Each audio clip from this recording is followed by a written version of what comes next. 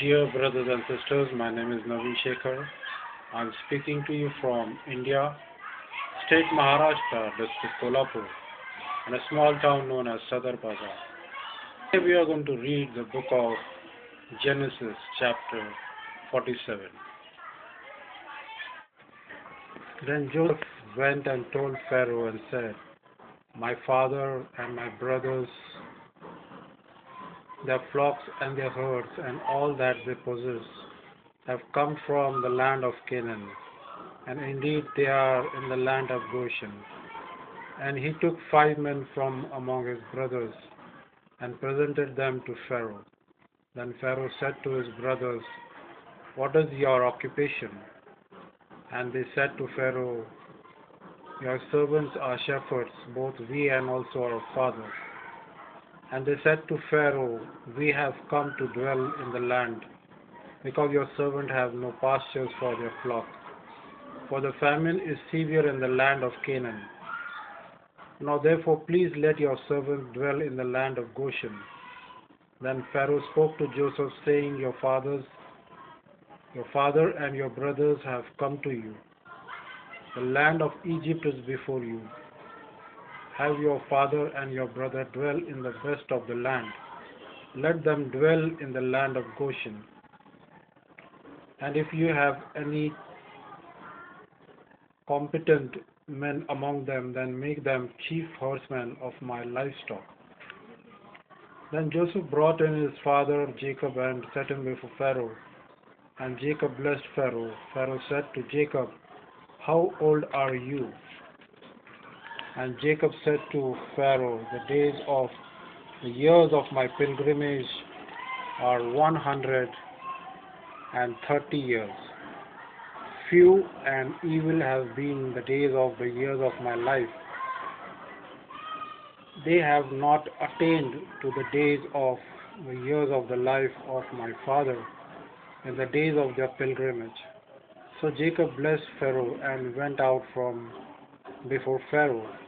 And Joseph situated his father and his brothers and gave them a possession in the land of Egypt, in the best of the land, in the land of Ramses, as Pharaoh had commanded.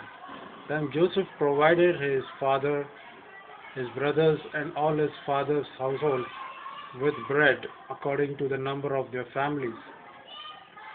Now there was no bread in all that land, for the famine was very severe, so that the land of Egypt and the land of Canaan languished because of famine.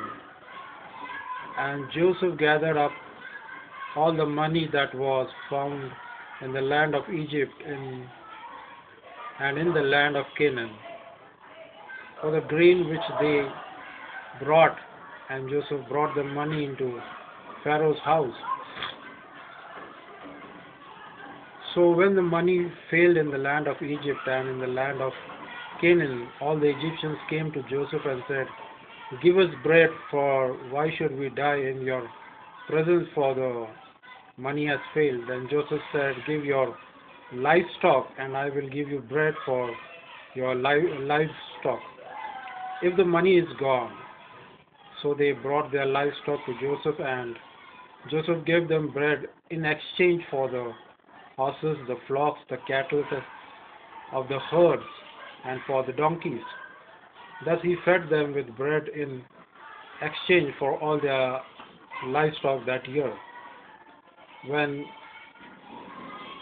that year had ended, they came to him the next year and said to him, "We will not hide from my lord that our money is gone. My lord also has our herds to livestock. There is nothing left in the sight of my lord but our bodies and our land. Why should we die before your eyes, both we and our land? Buy us and our land for bread, and we and our land will be servants of Pharaoh. Give us seed that we may live and not die, that the land may not be desolate." Then Joseph brought all the land of Egypt for Pharaoh, For every man of the Egyptians sold his field, because the famine was severe upon them, so that the land became Pharaoh's. As for the people, he moved them into the cities from one end of the borders of Egypt to the other end. Only the land of the priest he did not buy, for the priests had rations already allotted to them by the Pharaoh, and they ate their rations which the Pharaoh gave them.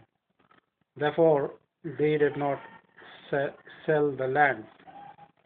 Then Joseph said to the peoples, indeed, I have brought you and your lands this day for Pharaoh. Look, here is seed for you, and you shall sow the seed in the land, and it shall come to pass in the harvest that you shall give 1/5 to Pharaoh.